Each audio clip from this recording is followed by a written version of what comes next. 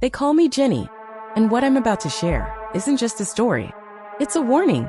Ready? Let's begin.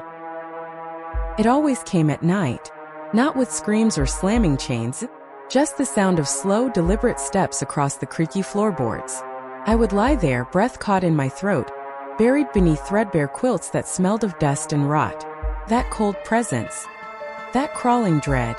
It wasn't imagined. It was real. Something waited just outside my door, and it waited for me. The farmhouse was old, older than the rot in its walls or the weight of the memories it carried. Each night, the temperature dropped impossibly low, no matter the season. It was as if the air itself recoiled from what haunted that hallway. I prayed night after night, please don't let me see it. Please not tonight. But even in the silence, I'd hear it. The creak of old wood. The slow stalking approach. Always stopping at my bedroom door. Never crossing the threshold. Never needing to. Dad worked long shifts at the plant, gone before sunrise, home after dusk. Too tired to notice. Too numb to ask. Mom drifted in and out of lucidity, her eyes glued to the flickering TV. The house was hers, and cursed long before I ever drew breath. She never talked about her family, only muttered about bitter fights and property disputes. But I knew better. The silence in our home wasn't from absence. It was inherited. Something had always been watching. I still remember Mom's voice the night she told me. Her cousin, a boy not much older than me, had gone rabid. Instead of a hospital, they staked him in the yard like a dog. He raved. He foamed. He died screaming. And Mom? She saw him crawl, jaw twitching, limbs spasming, eyes empty. She said it like she was remembering the weather. But I saw the fear behind her calm. Not for what he became, but for what the land had taken from him. My grandfather had been blown up, they said. A chemical plant explosion. Clung to a steel beam with one hand while the inferno swallowed everything below. But he survived. Men from that war always did, but not all of them came back right. Grandfather brought something with him. From New Guinea. From a jungle no one survived whole. A thing without a name. A burden burned into his blood, and passed into mine. They say his platoon was captured by a remote tribe, ones whispered to eat their dead and the living alike. Grandfather traded broken mirrors, plastic, junk for their lives. In return, the tribe gave him stones. Blood-red gemstones, raw and humming. Gifts, they claimed. But maybe they weren't gifts. Maybe they were keys. Maybe they were promises. Friends didn't stay long. One night was enough. By morning they looked pale, drained, voices thin. They said my house felt wrong, that there were faces in the walls, eyes in places eyes shouldn't fit. Their parents stopped letting them talk to me. They thought I was weird. They weren't wrong, but they didn't understand. I wasn't the problem. The house was. By 15, the thing had learned new tricks. Doors slammed without wind. Light switches clicked, even though we'd cut the power. The faucet bled water, only when I was alone. One night, Mom heard it too. Gun in hand, we crept down the hall. Just in time to see my door slam itself. Then, slowly creak open. She aimed. I pushed. Nothing. Just my empty room. Except, it had been there. We both knew it. Later, I asked her. I begged her. What did you see? She hesitated. Eyes glazed. Then whispered. Smoke. Thick, white, smoke. Like burning pine straw. It wasn't the shape I feared. It was the idea that it changed depending on who looked. Faces and shadows. A man-shaped void. A cloud of smoke. It wasn't just haunting us. It knew us. Dad almost died. Appendix rupture. 3 days of agony masked by stubborn silence. I sat by his hospital bed while he muttered to people who weren't there. Begged for his mother like a frightened boy. And for the first time in years I slept. In my aunt's house. No whispers. No footsteps. No dread. I hated how peaceful it felt. Because I realized I wasn't haunted. The house was. After graduation I left. Found love. Moved out. Got engaged. And for a while it felt like I'd escaped. The air was clean. The nights were still. I thought I had outrun it. But the thing, it was never bound to the wood and nails of that farmhouse. It had always been with me. Dormant. Watching. And when the time came, it would call me back. Because I had always belonged to it. The first chapter is over. But the story is not done. Because evil doesn't rest. It only waits. And it knows where I live, where I sleep, where I dream. I left that house behind. But the door is still open. And I think it's coming through. If you're enjoying the videos, don't forget to like, share, and subscribe for more chilling content from Talk 365.